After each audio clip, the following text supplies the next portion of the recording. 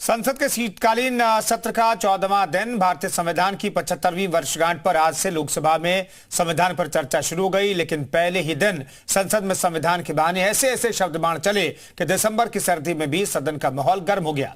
चर्चा की शुरुआत रक्षा मंत्री राजनाथ सिंह ने की और राजनाथ सिंह ने विपक्ष पर यह कहते हुए बड़ा हमला किया कि संविधान को एक विशेष दल की देन बताया जाता रहा है, जिसमें डेप्थ एंड विड्थ दोनों की कमी है। पिछले कुछ वर्षों में देश में एक ऐसा माहौल बनाने का प्रयास किया गया है कि संविधान एक पार्टी की विशेष देन है। इन सभी बातों में डेप्थ एंड ब्रेथ दोनों की कमी है। संविधान निर्माण में नजरअंदाज की गई महान हस्तियों को लेकर भी राजनाथ सिंह ने कांग्रेस पर तंज किया। संविधान निर्माण में बहुत से लोगों की भूमिका को जानबूझकर नकार दिया गया है, जबकि सच्चाई यह है कि हमारा संविधान हमारी सिविलाइजेशनल वैल्यूज यानी सभ्यता एवं सांस्कृतिक मूल्यों का एक एक्सप्रेशन है। संविधान पर चर्चा के लिए विपक्ष के सांसद विरोध के मूड में नजर आ रहे थे, लेकिन जम्मू कश्मीर के संविधान और संसद के कानून सालों तक ना लागू होने का मुद्दा छेड़ राजनाथ सिंह ने विपक्ष को चुप करा दिया। इस देश में एक ऐसा राज्य भी था जहां देश का संविधान लागू नहीं होता था, संसद के कानून भी पूरी तरह लागू नहीं होते थे। हमने वहां भी संविधान को पूरी तरह से लागू करके दिखाया है अध्यक्ष। इतना ही नहीं, राजनाथ सिंह ने डॉक्टर श्यामा प्रसाद मुखर्जी को प्रेरणा स्रोत बताते हुए उनके विचार का बखान भी किया और कहा, डॉक्टर श्यामा प्रसाद का मानना था हमारा संविधान सामूहिक रिफॉर्म का रिजल्ट होना चाहिए।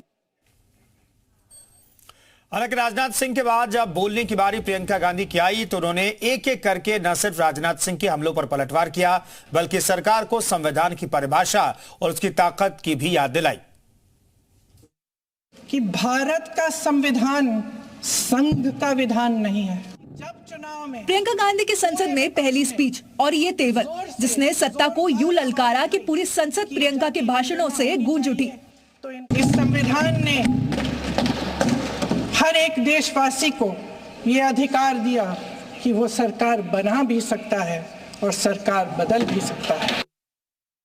प्रियंका का अगला निशाना सीधे बीजेपी सरकार थी। इशारों इशारों में प्रियंका गांधी कुछ ऐसा बोल गई जिसकी उम्मीद विपक्ष को भी नहीं थी। जब किसी को इतना दबाया जाता है कि उसको लगने लगता है कि अब मेरे पास खोने के लिए कुछ नहीं है, तब उसमें एक ऐसी शक्ति पैदा होती है जिसके सामने कोई कायर खड़ा नहीं हो सकता। अब ये मत पूछना कि प्रियंका गांधी अपने भाषण में कायर किसे कह रही है, बस ये पूछिए कि संसद में उनके सुर से सुर मिलाता भाषण और किसने दिया, तो वो नाम है अखिलेश यादव। देश के 20 करोड़ से ज्यादा अल्पसंख्यकों के, विशेषकर मुसलमानों को दूसरे दर्जे का नागरिक बना देने का प्रयास चल रहा है। उन पर हो रहे अत्याचार प्रतिदिन बढ़ते जा रहे हैं, उनकी संपत्ति को लूटा जा रहा है, हत्याएं की जा रही हैं, घर तोड़े जा रहे हैं, उनके पूजा स्थलों पर कब्जा प्रशासन की मदद से किए जा रहे हैं। अगर ये धर्मनिरपेक्षता, तो धर्म शासित राज्य की क्या परिभाषा है? यानी संविधान पर चर्चा सियासी हमले में बदल गई। संविधान को लेकर विपक्ष ने सवाल तो दागे, लेकिन ऐसे जिनसे सियासत भी साधी जा सके।